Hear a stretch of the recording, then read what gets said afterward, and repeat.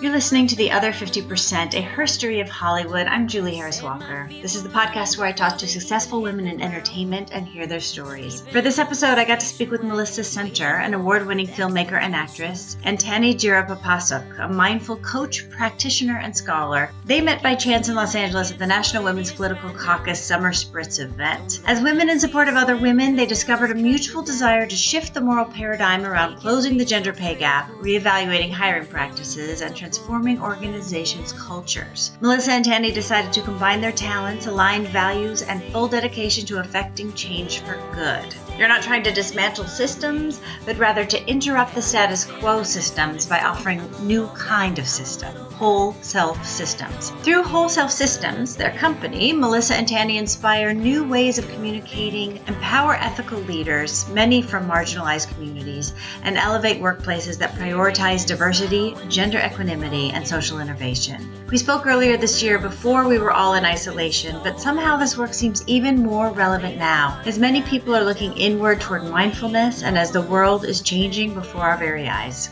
You can find us at theother50%.com for added features, photos, show notes, and merchandise. You can also listen on Apple Podcasts and all the podcast places. I also want to let you know that Season 2 of Catch a Break has started. You can go to catchabreakpodcast.com or Apple Podcasts or any of your podcast places to listen to it. This season is amazing, and I don't just say that. The guests are incredible. Go check that out. Okay, here's my conversation with Melissa and Tanny. Have a listen. Welcome, you guys. Thank you. Love having a twofer. Normally I start with what do you do, but since there's two of you, I think, Melissa, why don't you tell me your company first of all. Let's start there. The company is called Whole Self Systems. Whole Self Systems. Yes. And what is that about? So we work with clients on communicating more impactfully and authentically. And we do that by combining our expertise, which is mindfulness and storytelling craft. So companies as a whole or people within companies? Both. So we work with companies where we come in and do workshops with teams, and we work individually with clients one-on-one who are like emerging leaders, entrepreneurs, needing to show up more powerfully, and we help kind of debunk some of what's going on inside and then give them a language so that they can actually like stand powerfully and fully in their own truth. Whew. Good. Okay, Yeah. Tanny, I want to let you talk too. Do you have anything to add to the description of what you guys are doing in companies? I think Melissa did a beautiful job of describing that. I think I would just add that our description actually doesn't do justice to what we actually can do because, initially people will come to us with communications issues, but after leaving us, they realize their lives changed through the process. I just got the chills. Well. Okay, Yeah. so let's dig into it. Like, what does it look like? So a lot of our work, I feel like, we have specific tools that are practical, but also a lot of our work is very intuitive. And so I think we have like foundational practices that we do with all of our clients, but then I think we're really excellent at seeing what is going on like deep inside our clients and pulling out tools or techniques in the moment that can serve them. Can I guess, based on what I'm hearing you say, it almost sounds like people may come to you if they want to like tweak their communication or their presentation or their whatever, and you maybe dig down deeper and get to mission. What are you doing? Yeah, I think we get to like the root of what is going on with them out in the world. So for example, one of our clients came to us because he presents on the regular and just wasn't really feeling like he was in his own skin in doing so, and just wasn't happy with his job necessarily, was stressed, but like knew that he wanted to elevate his role and knew he was lacking in some skills. And so in our process, though we were working on like helping him understand how to present more, what we really did was help him get back in touch with like his own self, And so then by the end, the way in which he was able to like present, even if it was dry material, felt fun. It felt connected to his heritage. It like felt more in alignment with who he is. That's rather right. than acting a role. That's correct. Yeah. Yeah, I think oftentimes bad communications is an expression of what's actually going on deep down, right? Communications is a mode of how we share ourselves. And if internally there's stuff that's just blocking us from being able to share ourselves fully, it's going to be expressed through however we're trying to share with others. And oftentimes I think we've been taught in society of look people in the eyes and, make sure your voice is clear. And these are all external mechanical things that are important, but it doesn't allow us to necessarily look inwards. So we never think of communications as, oh, I'm not communicating well because I have this issue with my mom, or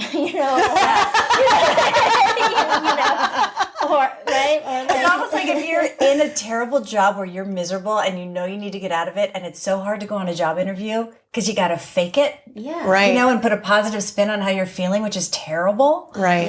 Yeah.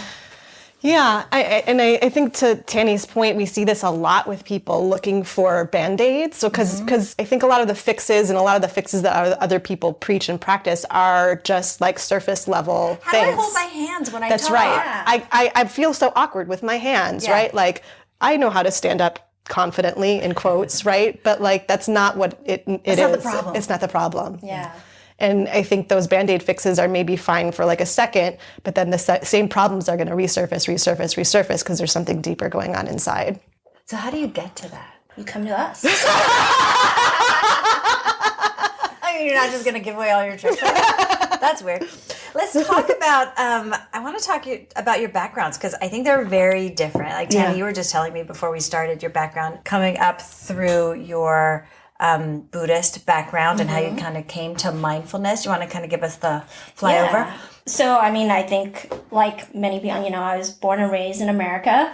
So I'm an American and I have certain values, project confidence, speak in a certain way, go for the American dream. And I did that and I was doing that until I failed miserably because my body started to tell me that this is not working. So, when I was about 24, 25, I ended up in the emergency room because I thought I was having a heart attack. I went, doctor's like, you're not having a heart attack, you're having an anxiety attack. At that time, I had no idea what the heck anxiety attacks were.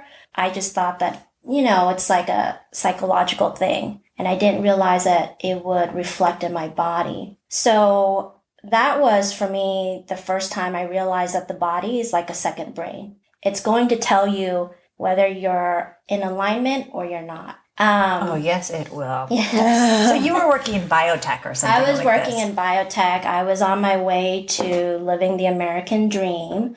At a young age, I was on a good career path. I had a boyfriend, everything was supposed to... Checking all the boxes. All the boxes, right? Externally. What people didn't realize for me was that I was suffering on the inside. But I didn't even realize that myself. I was just glossing over. It's like, oh, it doesn't feel good. Let me run away from this by shopping. Yeah. Or let me run away from this by getting, I don't know, more accreditation somewhere. Like, I was constantly... Also the American way. Right.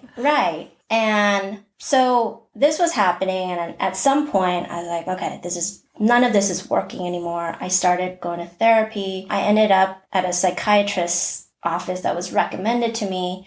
She asked me a bunch of questions, just stuff like, do you laugh? Yes. Do you cry? Yes. Okay. Do you laugh and cry within hours? Have you ever had that, experience within hours of each? I'm like, yes. How about within seconds? Have you ever laughed until you cried? yes. That's a good one. And isn't that being human? Yeah. right. Okay. So Emotions, huh? she was very insistent that I go on medication after asking me these questions. I was like, I don't even take aspirin for headaches. I'm not doing that. And we had conversations. I was asking her a bunch of questions. I was like, well, how do you know what's the test? And I'm like, I'm in biotech. I'm going to ask these scientific questions. And she's like, there's no blood test that can tell you that, you're clinically depressed. I was like, okay, that's weird. For me, at that time, I was like, I'm not taking medication unless you have absolute some data. proof. Yeah. She said, the way this works is we'll put you on medication, we'll, have sessions, and then 6 months later, we'll start to wean you off and see if you change with lessening the dosage. Basically, if it seems like you're getting better, and then we can sort of determine that you don't need it. So all this to say, I wasn't happy with this conversation, and she got mad because I kept refusing.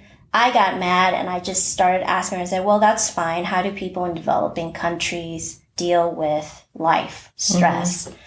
And she started mentioning, they turn to their community leaders, to religious leaders. And then she said meditation.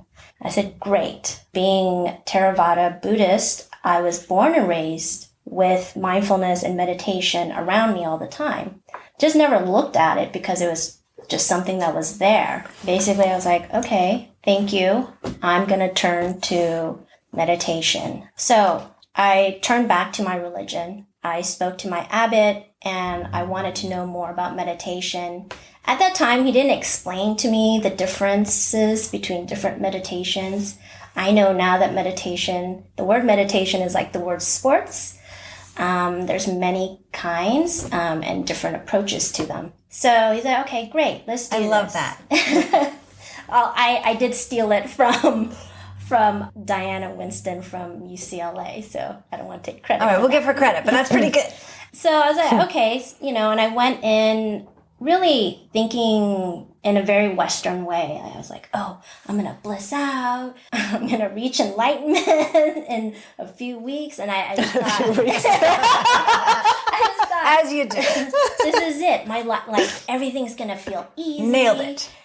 And it turned out to be one of the hardest journeys I've ever, walked on. And, my abbot never explained to me, this is step 1, step 2. He's just like, all right, we're just going to sit for 15 minutes and you're just going to count your breath. And that's how we started. And week after week for 2 years, I would meet with him one-on-one, and we would, do mindful meditation. We would do mindful conversations. We would do walking meditations, and then we would have a discussion afterwards. And he would, this was his moment to teach me Buddhist philosophy. And he did it in a way where it applied to my everyday life. So it didn't feel religious, and I was able to really just take it in. And that was for me, I was like, oh, there's something to this. And after about 5 weeks, I actually started to notice an actual change. I was no longer sort of like the hot-headed, fly off the handlebar person that I had labeled myself as,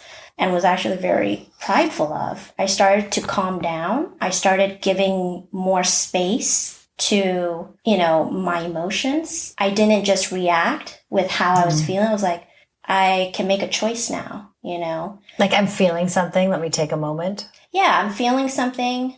What is my experience? In a way, like, I don't like to use the word justified, but it's the only word that's coming up to mind right now. Is my experience justified in this moment? Is there a different way to express it? Like, does my reaction match what's happening? Yeah. And sometimes I don't have an answer. And so then the next question is, do I want to react this way right now? Oftentimes we've all heard, is the glass half full or half empty? A mindful person sees it as both. And, the difference is you can make a choice. So somebody who's mindful can see all sides of things and then say like, okay, which side is going to serve the situation at hand? Sometimes it's actually helpful to see the glass half empty. It lights that fire under you. Sometimes that doesn't serve you. Sometimes you need the liquid courage of, nope, the glass is half full. Everything's going to be okay.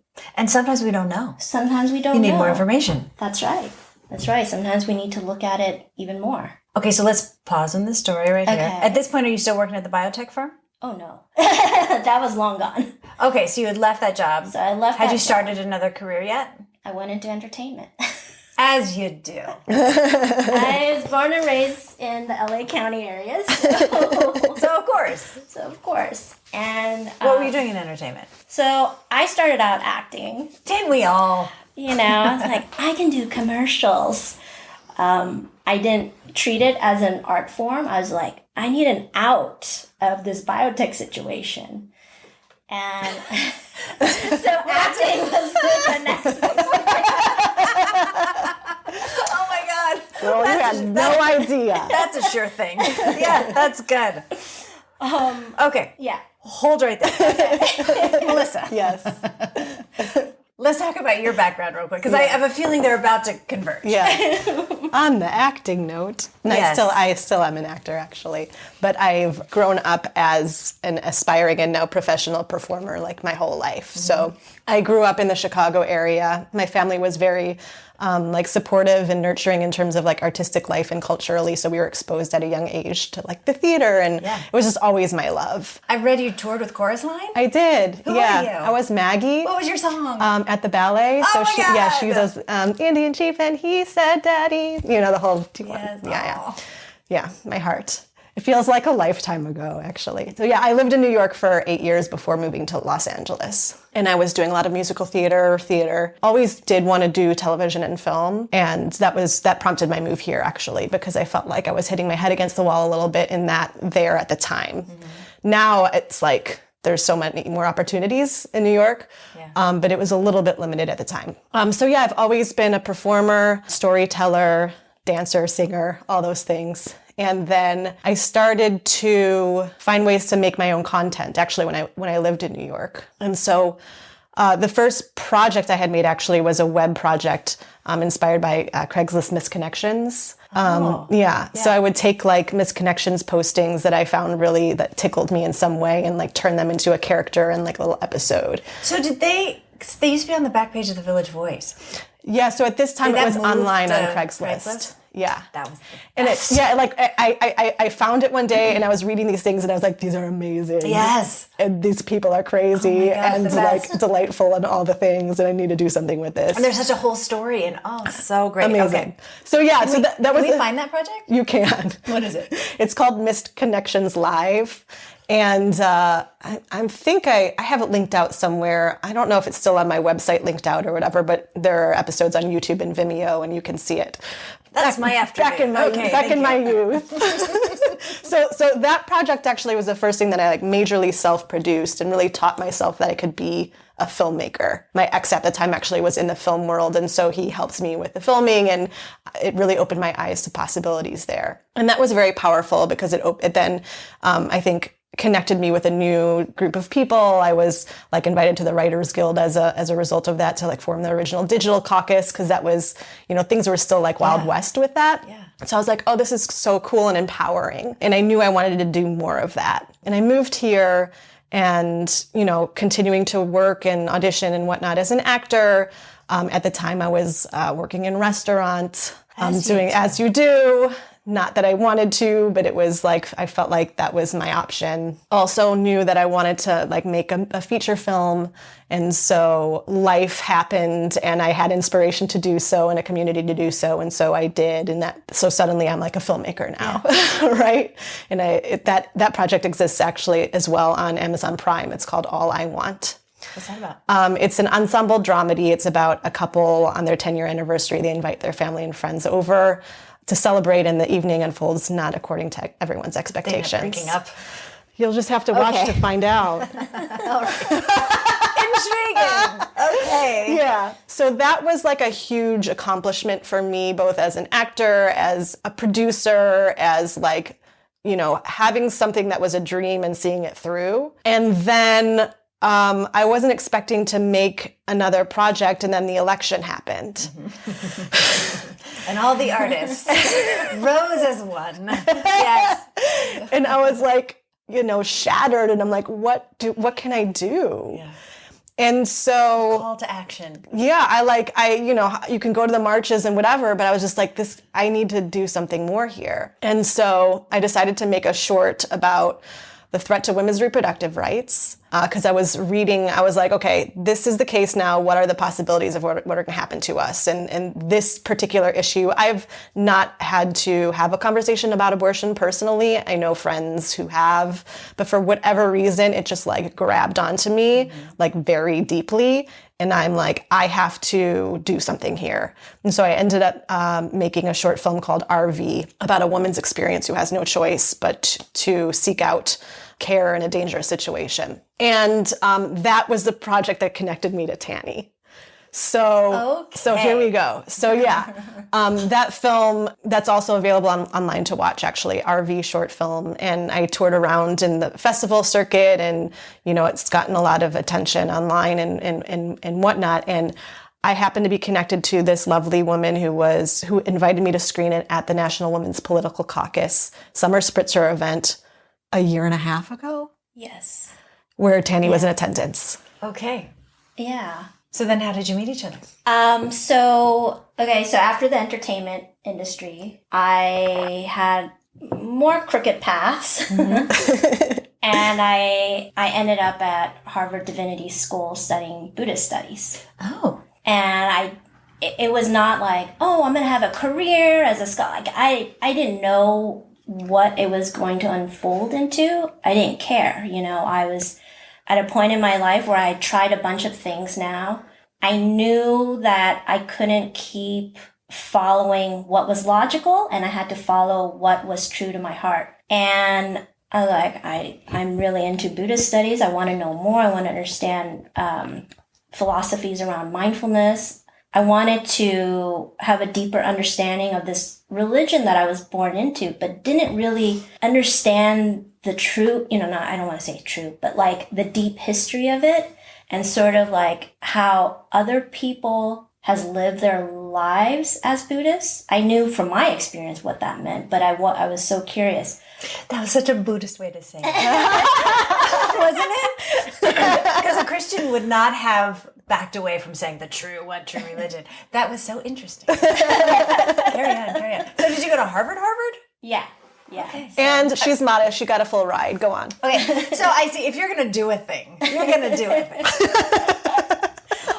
Well, that was the only way I could go, was if they gave me a full ride. Well, sure. So, but that was where I started to learn how to really think critically. And it cracked me open in a way where I was like, okay, I cannot come back to LA and live my life the same way that I did. I can't constantly, going after things where I'm constantly having to compromise my inner being with what I, quote unquote, have to do. Well, if you don't come home changed from Harvard Divinity, I don't know what you're doing. I mean, come on. The one thing that I really, really took from there, Professor Charles Hallisey, he taught me that whatever it is that you choose to do, you always want to make sure that your actions are going to create a better future for not only yourself, but for the community at large. And then he kind of joked and said, because you don't want to live in a community with a bunch of assholes. So you want to make sure that that the future is better for them as well. And so I really brought that back. And then, and I kind of kicked around, like, what am I going to do? This is... Yeah, now what? Right? This is entertainment capital of the world, but I didn't want to go back to the same situation that I was in when I did work in entertainment. I saw a lot of things. I was like, that's not okay with me. There was a lot of dehumanizing qualities about it, and I didn't want to get caught up in that again. I didn't want to have to sell myself in any way to make things happen. Not that everyone has to do that, but it's in there. So I threw my hands up in the air and was like, okay, I don't know, but I'm going to start doing hot yoga. I signed up for the hot yoga. It was like $30 for 30 days. After 30 days, I told the owner, I don't have any more money because I need to find a job first before I can come back. She's like, we're hiring part-time. I'm like, all right, I have a Harvard degree. Maybe this qualifies me. And, but I was like, that's okay. And I just took it as this was going to be how I was going to figure things out. I was able to take free yoga classes. So that is awesome. Oh my God. Okay. So then my friend who's part of the National Women's Caucus, Political Caucus, she invited me to the event where I met Melissa. And my friend Susie, she's very supportive of me. She knows me, so like we grew up together. She's like, you know, you're a filmmaker. You're a storyteller, filmmaker, and she's trying to help me along. She's like, you got to sit at this table.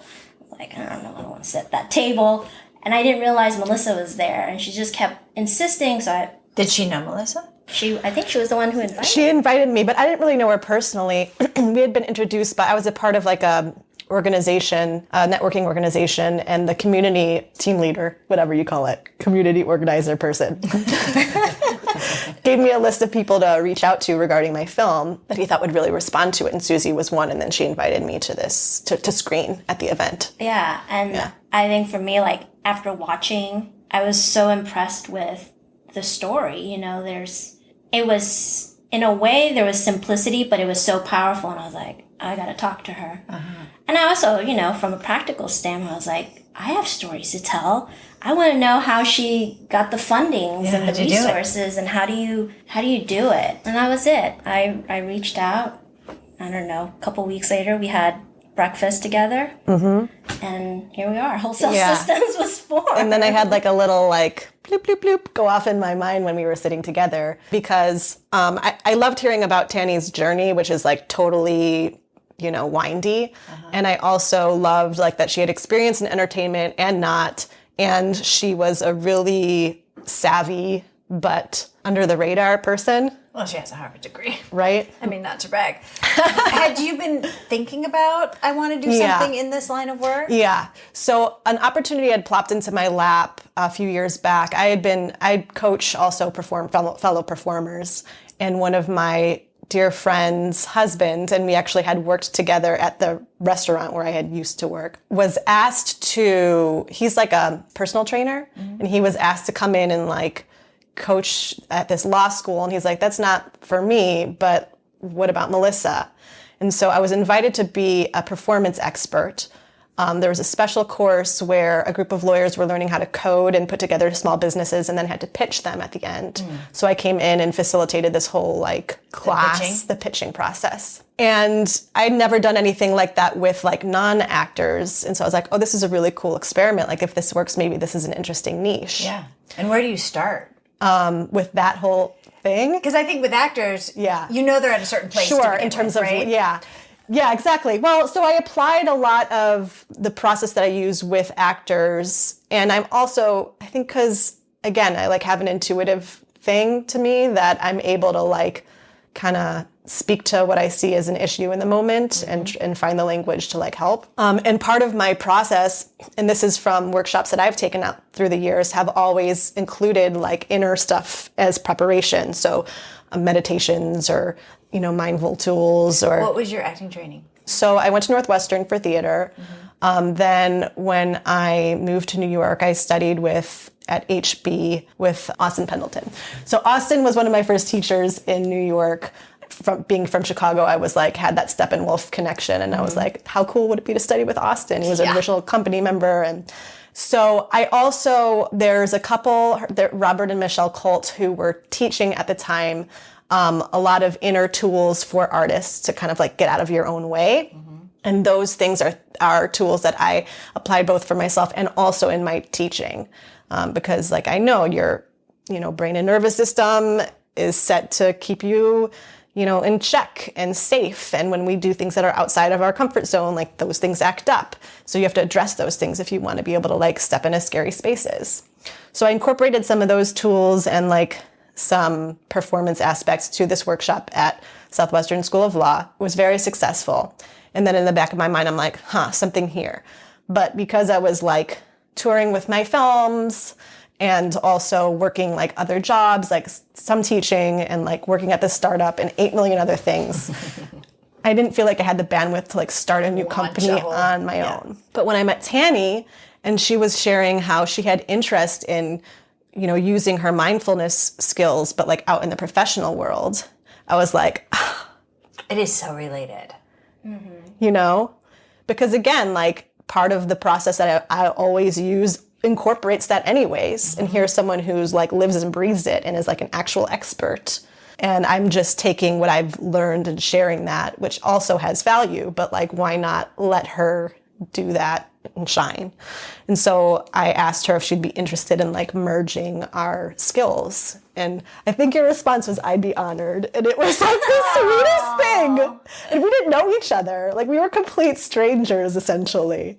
That's so lovely. Yeah. And then we just started a business together. We just started, and like, I think most people probably realize like a business partner is like, this is like my business spouse, right? Yeah. Like we share so much, and especially when there's finances involved, and there's a lot of things involved in it. Yeah, and then your livelihood is connected. Yeah, it's almost like it was like love at first sight, but it was kind of crazy that we just jumped right into it. But we use a lot of our communication skills to really make it work for us. And for me personally, I always keep in the forefront when I'm approaching Melissa that I constantly am listening with full intention of hearing her everything, and offering her the respect of a professional. Like, oh, she's bringing in her expertise.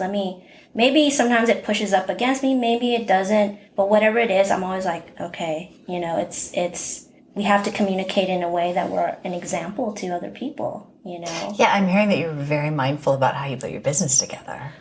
Yeah. So something that was really cool that some of Tanny's colleagues brought to us was this idea of like a covenant. Yeah. Mm-hmm. And so it sounds so witchy, but we were very intentional with how we wanted to set this up, and also knowing that we have lives outside of it, like and professional and creative interests outside of it that are also entangled within it that we need to allow, right? So like, especially for me, if I felt like, okay, this was going to take over from my interests as an artist, then I would start to throw a fit inside. Your body would rebel. My body would rebel. And so, it's taken some time just to figure out that balance, but we've made promises to each other, like we have these commitments and we honor those things. And it has to be in service to both us as individuals and to the company and to the people we serve. And it's a practice, it's now we're a little over a year into this. So we kind of, it's like, okay, like if I'm resistant to something, Melissa will intuitively know that's just her fear. That she's trying to live small again, whatever it is that I'm dealing with. And she'll let me have that space she'll call me on it, but allow me the space to shed my material, as we say, or like to work through it. Yeah, to work through it and to be able to see it for myself. So it's not just her calling me out and and then like butting up against me. She calls me out and then gives me the space for me to then reflect. It's like, yeah, she's right. What is that about? And then you can take that work into the clients because you're doing very similar work, aren't you? Yeah. So, what we try to do is really, with our clients, is we're trying to cultivate conditions within them for them to be able to address their wounds. Okay, now, I have a couple things I want to talk about. One, I want to talk about you started a company, you hung a shingle. How did those first clients start coming in? And then also doing that work, what you just said, how do you do that in a corporate environment? How do you create the safety to allow that to happen? I know two totally unrelated questions, but I want to make sure we get to both of them. So our very first client was Chris at the law firm. Yeah. And actually the same connection who introduced me to Susie and then to Tanny introduced me to Chris. So that was like a referral scenario. And he has some creative aspects to him, and I think saw the value and like maybe took theater when he was younger. I was gonna say, how many actors went to law school? And so I think saw like the value in what we do with the storytelling and thought it would be really beneficial to his team. And it's a small law firm, and they could make that work without too many red tapes. Mm-hmm. And so that was our first like big win. Mm-hmm. And then we started to partner with some of the like workspaces like Riveter, and we work to offer sessions for groups of their entrepreneurs. Mm. And then other clients have been either like personal relationships or our most recent client, Stephanie, who has been, I think, the most transformative. I met at a Riveter event it was a talk around diversity in TV and film. And I showed up and she sat next to me and she was sharing a project she was working on. I could tell it was a personal story and that she was hiding behind it. And so I was like, what's going to help you along is if you can really connect to the vulnerability behind this. I can tell it's personal. And she's like, I need help. I'm like, let's chat. I get you. Yeah. So she kind of just plopped into our laps. So I feel like a lot of our clients have been like that. Yeah, and I have to say, Melissa is excellent at that. I'm not as good at networking as she is. I remember the first event we went together. She's like, to some random lady, nice dress. I'm like, all right. But that, what was This is how you do it. And it wasn't like she was faking it, right? Like you were genuinely like, that's a nice dress. But she was able to just sort of like feel it, say it, and then all of a sudden conversations spark from that. Whereas for me, I sometimes will overthink it, or... Well, because the term networking is so gross. When really it's just make a genuine connection with someone. Yeah. And, I'm an introvert, so like, I'm always having conversations with myself. Yeah. And I'm like, and then I'll miss things on the outside, whereas Melissa is really good at that. So I'd say like, a lot of our clients that we do get is from her efforts of putting herself out there and being vulnerable enough to make connections with strangers and then continue the vulnerable behavior by when she hears something that's sort of like, I'm going to call them out. Not call them out like, oh, you're bad, but it's just like, yeah, you need our help. Like you see them. Yeah. You see them, yeah. Yeah. Yeah. And there's something so powerful about being seen. Yeah. Yes. That I bet just brings them in. Yeah. Yeah. Oh, and then to address your corporate question, we've actually had a little challenging time getting into corporate spaces. Yeah. And we know that there is a need and a value. And that's something that I think at first we were really trying to kind of like, hustle. And we would have a couple of conversations that wouldn't really, amount to anything. And so where we're still cultivating relationships with companies, we learned that was going to be a little bit more of a long game. And so we shifted really to focus on more individual clients or people we could have a little bit more control over the like yes or no. Mm-hmm. If that makes sense. Yeah, because I think with corporates too, like a lot of times there's a cookie cutter plan of what their departments are looking for. They're looking for specific kinds of languaging.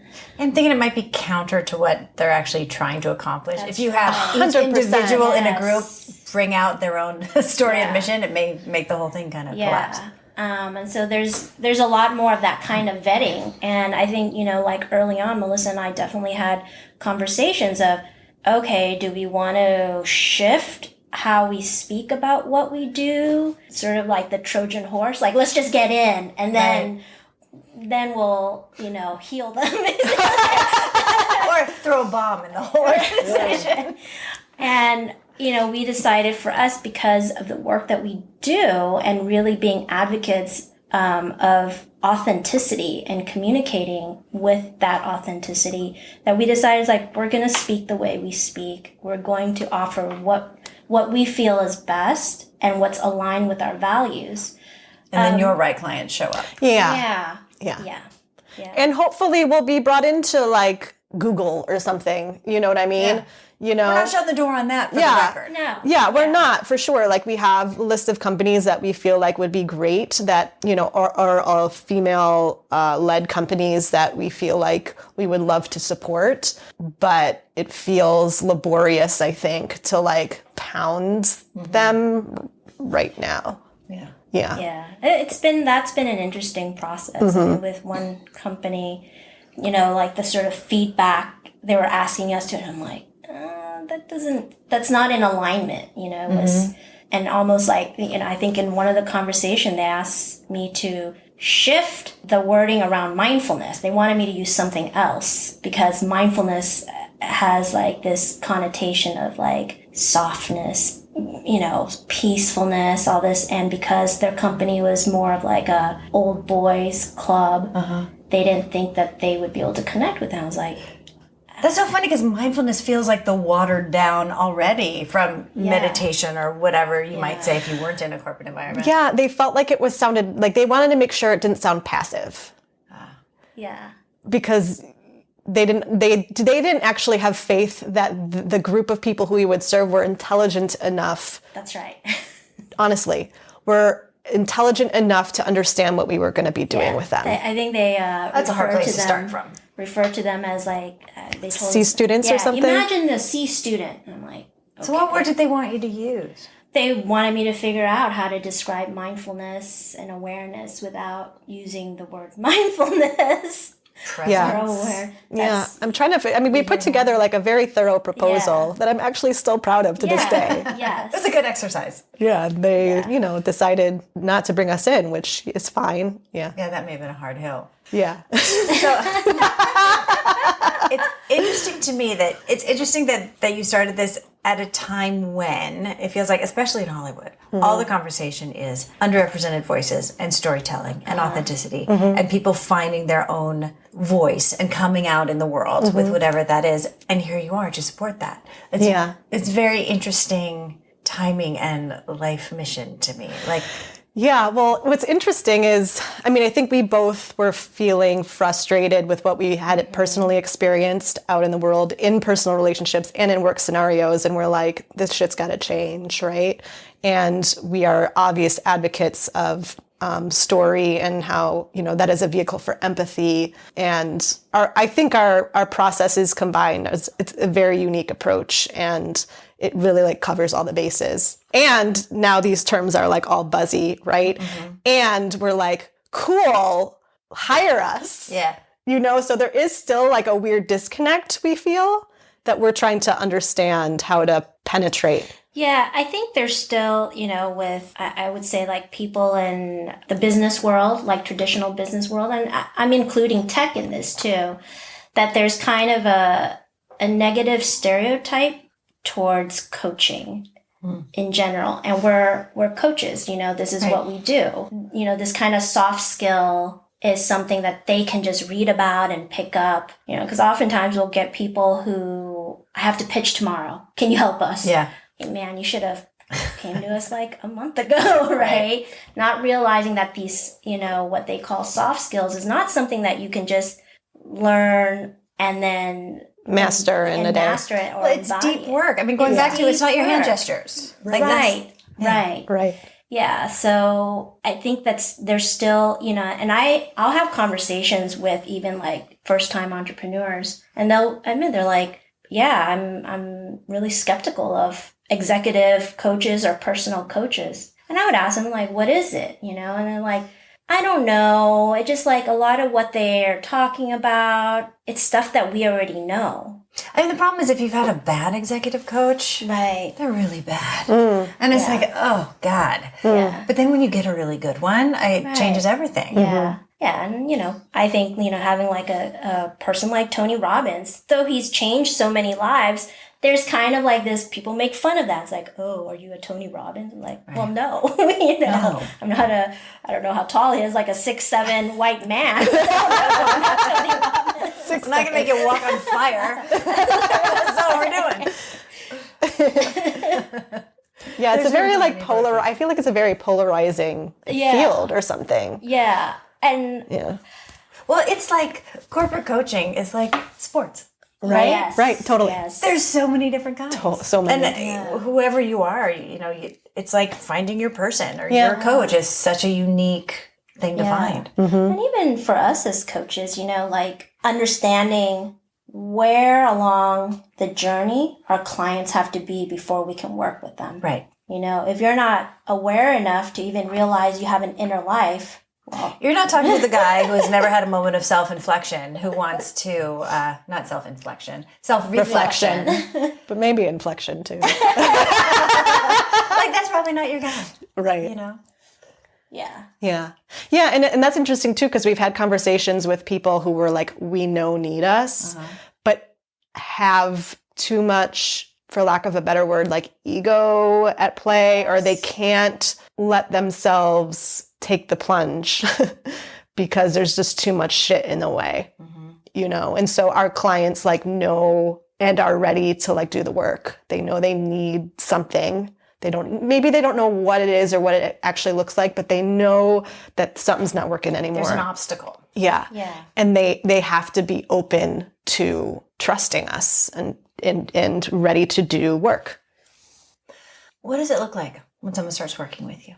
What might a first session look like? We usually start with mindfulness. You know, my job in the first session is to break all the stereotypes they have of mindfulness and mindful meditation and really help them understand the science behind it. For me, I really want to create something that is tangible for them, because once you practice mindfulness, you could be sitting there and it's like, nothing is happening. I'm not elevating. I can't move the glass on the table with my mind. Like I can't, there's no tangible results, right. Immediate tangible results. So, I really go through like how mindfulness works, as far as, the cursory science I know behind it. And then also incorporating my own experiences as well as other people's experiences that I've had conversation with, and how mindfulness has been able to shift their lives. And that, because it's the part where, because it's not tangible, it takes a little bit longer for that process to start to solidify in them. Yeah, so that's the first thing we go through. Yeah, and then always we lay the foundation of like story structure. Because that, like once you understand like traditional story arc and story structure, then you can start to use that in your verbal and written communications. And it's just like a very practical way to lay foundation. And then we start to layer in like some performance techniques and tools.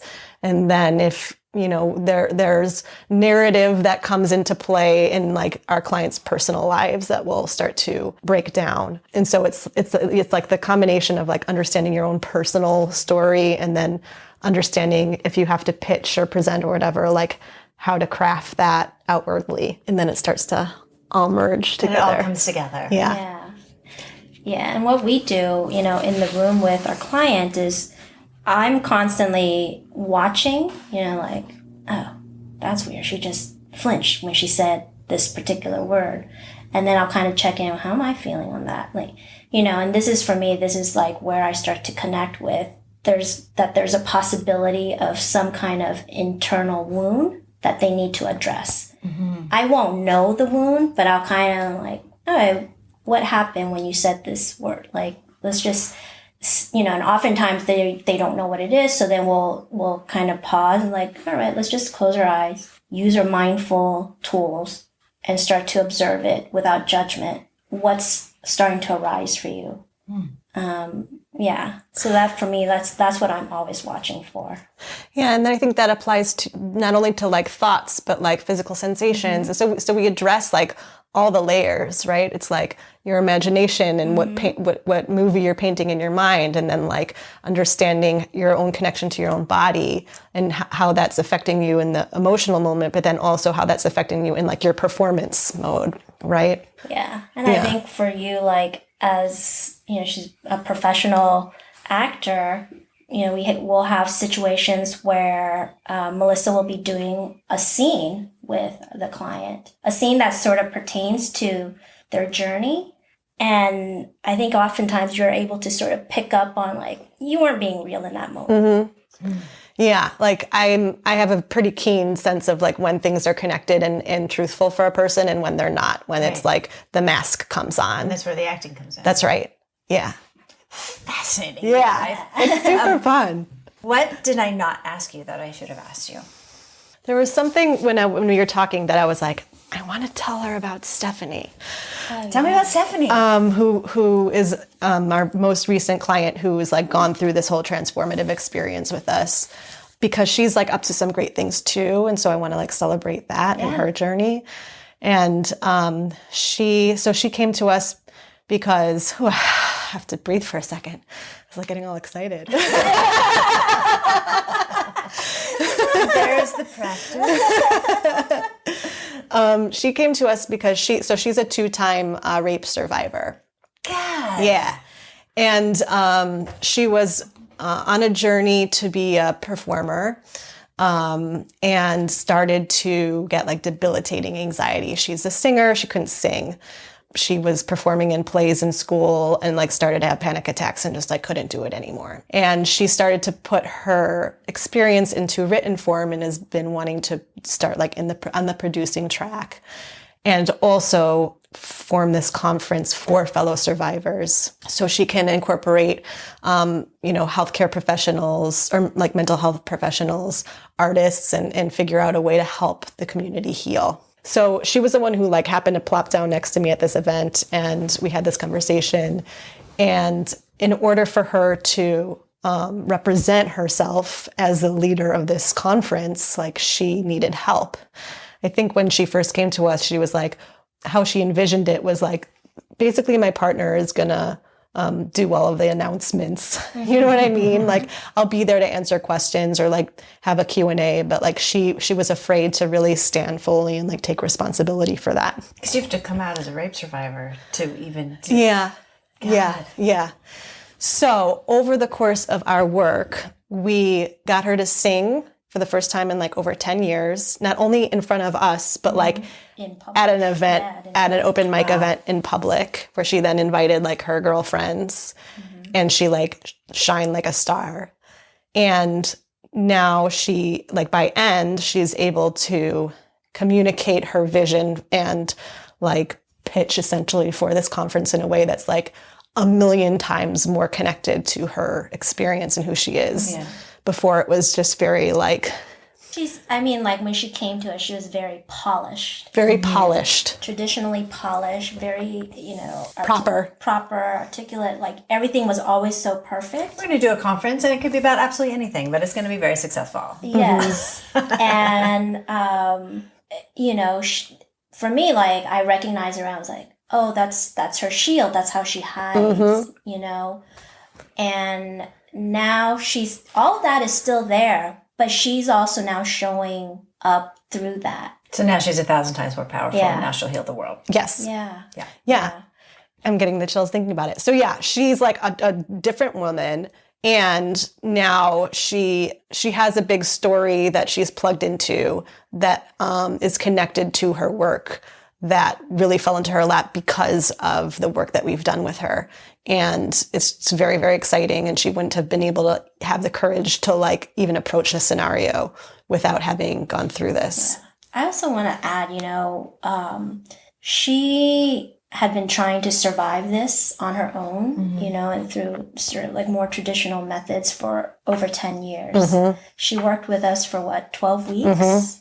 And was completely transformed, like literally went from, I can't sing, I'm getting panic attacks, to, I'm getting chills now. Just being able to belt out with so much personality and fun in front of people. And she can sing. Yeah, like she's not amazing. Yeah. And I thought, I was like, for me, that moment of, that's the work. Because we helped her come through. And, maybe she would have gotten there in a different way. But for us, it was that moment of like, at least for me, I was like, wow, that beautiful voice would have never been heard by others if not for the work. And it wasn't an easy 12 weeks. There was a lot of deep digging. There were times when she's like, I'm not feeling good. And we're like, I'm like, that's fine. No. I'm going to bring you a hot pad. Can I not do this today? Yeah. But how satisfying. Because, you helped her, and now she's going to help so many people. Yeah. And I think part of our mission really is to be supportive of other women who want to make changes. And this is how it works. And even our support for her hasn't ended, I think, somehow we're going to be part of this conference. And we're still trying to connect her with other people, and, we're checking in. And this is the work, right? Like, this is how we can start to make real changes, is by supporting people, for us as women, who really have the heart to make changes. And they just need that little boost. It was just 12 weeks of digging in. Now we're good. you know, and the tools she'll have for life that she can always constantly come back to as she starts to become more and more famous, you know. And now is the moment. Yeah. How do people reach you? So we have our site that people can explore, wholeselfsystems.com. Say that a little slower. wholeselfsystems.com. wholeselfsystems.com. I will link to it on my website. Or, email us at info@wholeselfsystems.com. You can follow us on Instagram at wholeselfsystems or individually. Want to add one last thing that, our work with Stephanie actually inspired me to level myself up.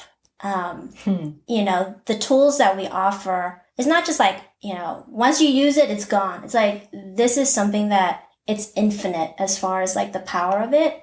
And so for me, I was like sitting there watching her sing. I was like, all right, I'm not a singer. I don't want to be, I don't want to be a paid singer, but I want to be able to enjoy singing in front of people just for fun, like do karaoke night.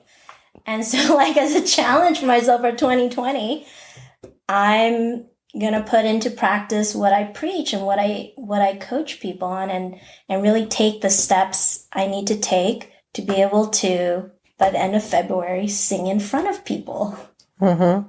Good for you. Yeah. And Melissa will coach me on I can't wait. the performance part of it. I can't wait. And actually, to that point, I think what you said about practicing what you preach is important, and I think we both do in a very profound way.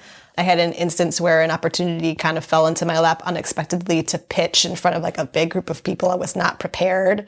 There was no chance in my mind that I would have been selected to do this. But I literally used like all of our tools, and it was like the most massive success.